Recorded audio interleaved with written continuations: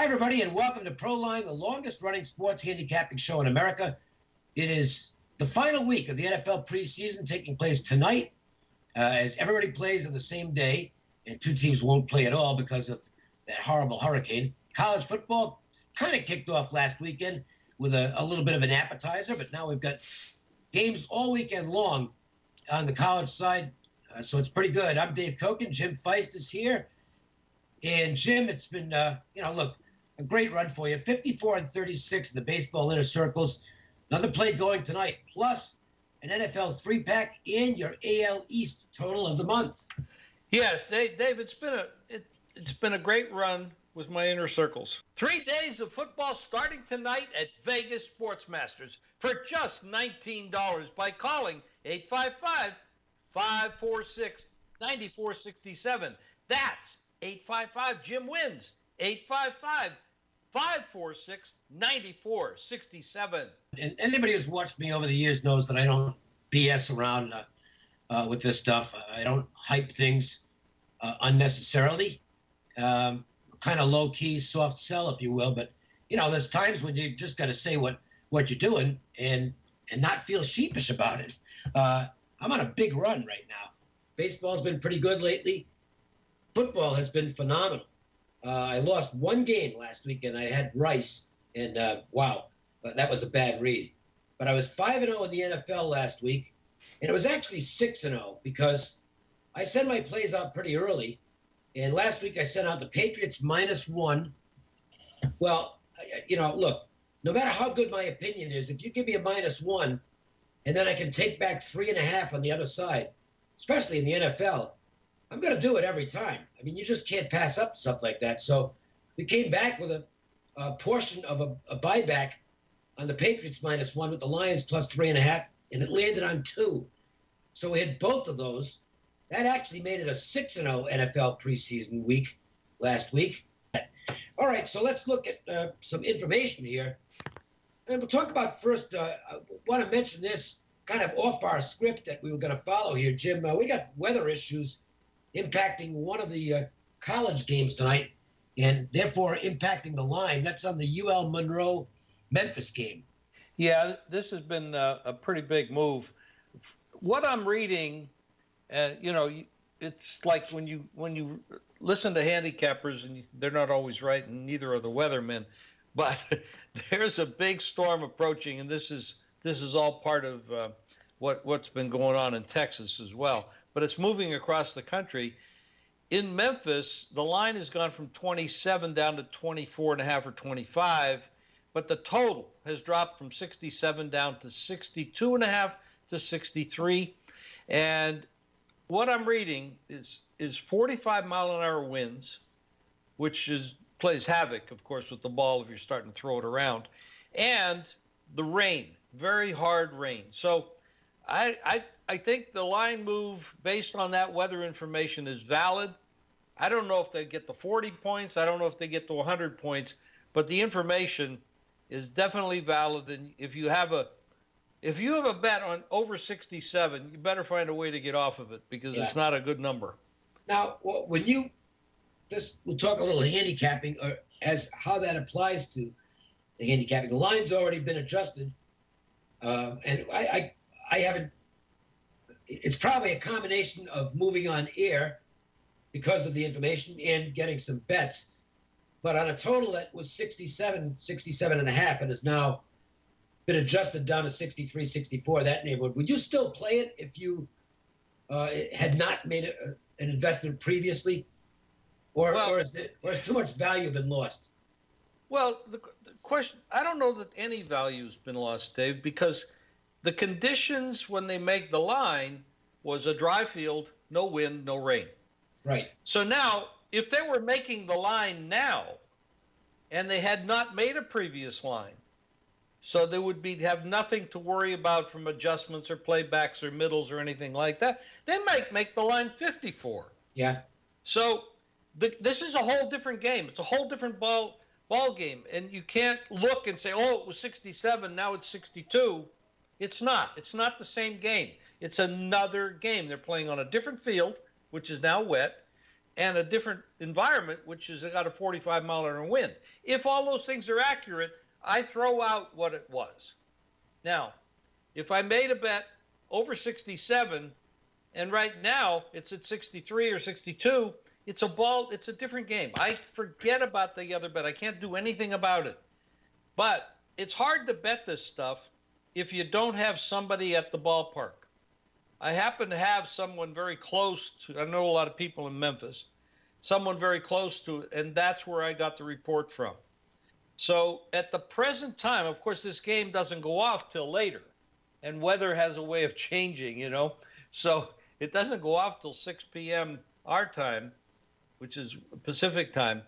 So a lot of things can change between now and then. The wind can stop, the rain can stop, the field will still probably be wet, but you know, it's a situation that I would wait to game time and see what it looks like for the next couple of hours from that point on before I did anything. Let's talk some NFL injuries. Obviously, Edelman is a huge injury for the Patriots, but they do have, you know, it's a next man up situation for New England, and nobody seems to do it better than them. Bills have a quarterback issue with Tyron Taylor hurt. Ravens and Flacco. Colts and Luck, although I guess the speculation is he's going to be ready for week 1, but we'll see. Cam Newton has played very little, responding from shoulder surgery in the offseason. These are things you got to look at going in, no question about that, because they can have an impact. I made some plays based simply on these injuries and what I think the lines will do. And I'll give you a good example of one, and you can't get this now. But I took the Rams +3. I don't think the Rams are any good. I don't think their quarterback can play a lick. But +3 was a line made with the Indianapolis side having Luck on the field.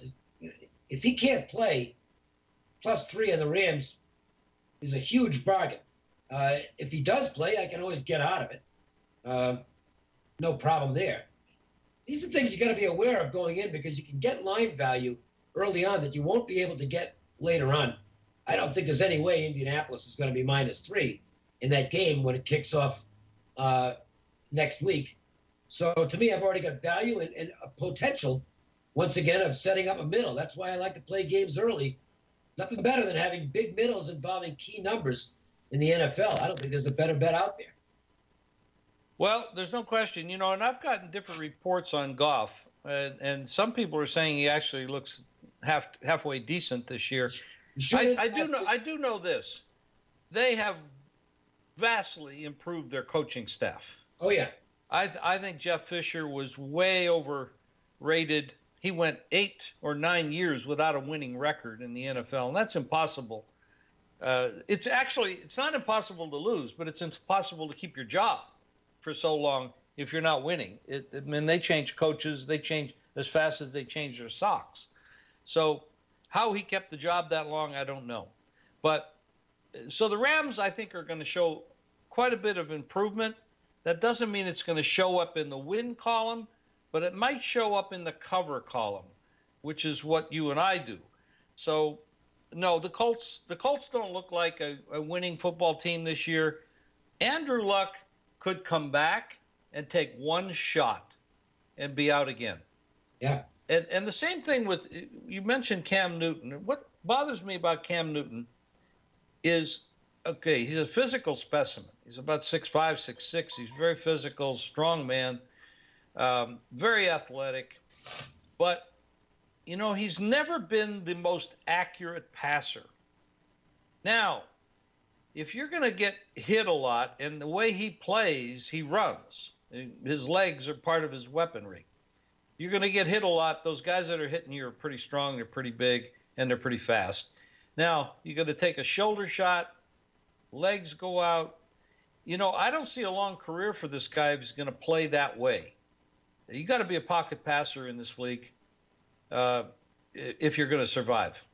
So I'm not really high on Cam making it for a long period of time unless he changes his style, and it's hard to change your style. Now, talk about Edelman. Edelman is Tom Brady's favorite receiver, has been for a long, long time. When he's in the game, they average about 6 points, 7 points more than when he's been out, because he has been out before. So there is some statistics to back that up. They have a lot of weapons, and they play in a division with a lot of garbage. The Jets are terrible. Buffalo looks like they're really waiting for a draft choice or something by the way they're getting rid of everybody. Oh, look, there's only Miami's pretty good. I think Miami's better than people think. But boy, the Bills and Jets, yikes. Yeah. Well, they should get. New England's going to get 4 wins between Buffalo and the Jets, period. And they're very likely to beat Miami twice also. That's 6 wins. So, I mean, but that's been going on for a long time. I mean, they've won this division, I don't know how many years out of the last 15, but it's a lot. And so you put them in, they win their division, they go to the playoffs, et cetera, et cetera. So Edelman's loss will definitely lower the power rating in my book for the Pats, because even though you can replace them here and there and maybe have to spread the field a little bit because they do have that kind of weaponry too, this is a controlled wide receiver that Brady absolutely loves. They know each other well, and that's a loss. But it's only going to be a loss not necessarily in their division against the wins and losses, but the point spread, yes, it can definitely matter, and that's where we make our living. You bet. Let's look at a game tonight, Seahawks and Raiders. And, I don't think you're going to see Oakland have any starters in the field. It'd be kind of – look, they're not stupid, and I don't think they're going to take any chances with Derek Carr here. So I would assume the first team, if they play at all, it might be one series and that's it. Now, Seattle, Pete Carroll tries to win them all, Jim. I know. He has been fantastic in week 4 of the preseason. We have some quotes from Carroll. He says this will be a game of a lot of opportunity for guys to play. This is a really exciting game. He's talking about a preseason game here. This is a really exciting game. I can't wait to get out there and see these guys go and see what they can show us and all that. And he's mentioned that C.J. Proceeds is back. Thomas Rawls, both back in practice this week, so they might get some time. He loves his backfield, which has Eddie Lacy, Alex Collins, Chris Carson, Mike Davis, J.D. McKissick. He says it's the best the Seahawks have had in his time here. He's excited, and I think that excitement's going to show itself tonight. Lines moved in this game, opened up with the Raiders as a 1.5-point favorite. It's flipped. Seattle's now 1.5, and I have no disagreement with that. Well, in the preseason, they're not going to go for overtime, so that's not going to happen. So we have to concert. Threes are not really a magical number in the preseason because of that. Ones and twos are actually ones and twos are very dangerous numbers. Yep. But I don't see Oakland showing up here. It's actually, David, I hate to tell you this if you haven't made a bet yet, it's actually up to 2.5. Oh, is it right? That's just in the last few minutes. Everywhere from the time we started this podcast to now, it moved everywhere to 2.5, -11, -15. It's definitely 2.5. Oh, yeah. It's basically money-wise, it's 3, but you can lay 2.5 -15 or -11. I just punched up my Don Best screen, and there it is. Yep. Win is the only 2 that I'm seeing, and that probably won't be there much longer. Yeah, it could be a slow update too. Yeah. So, this isn't Oakland. You got to remember something else. I mean, Oakland isn't going to be in Oakland very much longer because they're coming here to Vegas. Yep. So they're not going to get the kind of fan support that they used to get. I think, matter of fact, there's going to probably be a lot of backlash against that. It happened with the Rams a couple years ago. So they're home field. And you got to remember something else about Oakland. I know everybody's talking about Oakland making it the Super Bowl. Not with that defense. It's not going to happen. It's not with that defense. They're not. No, I bet under on Oakland in the win column, or how many wins they get. They got a tough division. They got some teams in their division that can beat them. Well, and including I think terrible. What might be one of the most underrated teams in the league. And that's I almost said San Diego. That's the LA Chargers. Now, I don't, look, their home field, I don't know what their home field advantage is going to be like because they're playing in a little soccer stadium. But I can tell you this, The Chargers, if you go back to last season, this is why you need to take notes or at least have a good memory. How many games did the Chargers lose in the fourth quarter last year? It was unbelievable. They had like 6 or 7 games that they let get away late. And all they have to do is turn around a couple of those games. They're going to be a team that has, I think, a winning record and a chance to make the playoffs. I think the Chargers could be the most underrated team in the league right now because, everybody's looking at the record from last year, but they're not really looking at the record from last year. That was a kind of a fluky win-loss record for them. And the Raiders, at the same time, if you look at points for and points against, they were lucky to have as many wins as they did. I think that's going to be a really competitive division. I agree with you completely on that, Jim. Oakland is one of the most overrated teams in football right now. They got too much ink. They're not going to have home field advantage like they once did because they're moving, they're leaving. So that's a betrayal to their fans. I agree with you about the Chargers. The one problem with the Chargers, and it goes back to the Marty Schottenheimer days when he was 14-2 and they fired him. I mean, since then it's been like a curse. They have terrible coaching, terrible ownership, terrible everything, but they had a good team with good talent. And at one time they might have been the best team in football, but they could never manifest it because of all those other negatives. But they have a great quarterback. It's definitely. Oh boy. I mean, they have. I mean, if that guy was on a different team with better coaching, yeah, you might have seen multiple Super Bowl wins. He's fantastic, but they're displaced now. They got a lot of those players have to, commute from San Diego to L.A. to play and practice. I mean, it's a mess. So I'm not really. This isn't really about the Chargers, but it's really about Oakland. And I think Oakland's going to have their problems this year. I think they're no more than an 8-8 team at the most. Yeah, I'd have to go along with that. Once again, we've got some really good stuff available right now. I'm coming off of look, I'm on a really good run right now.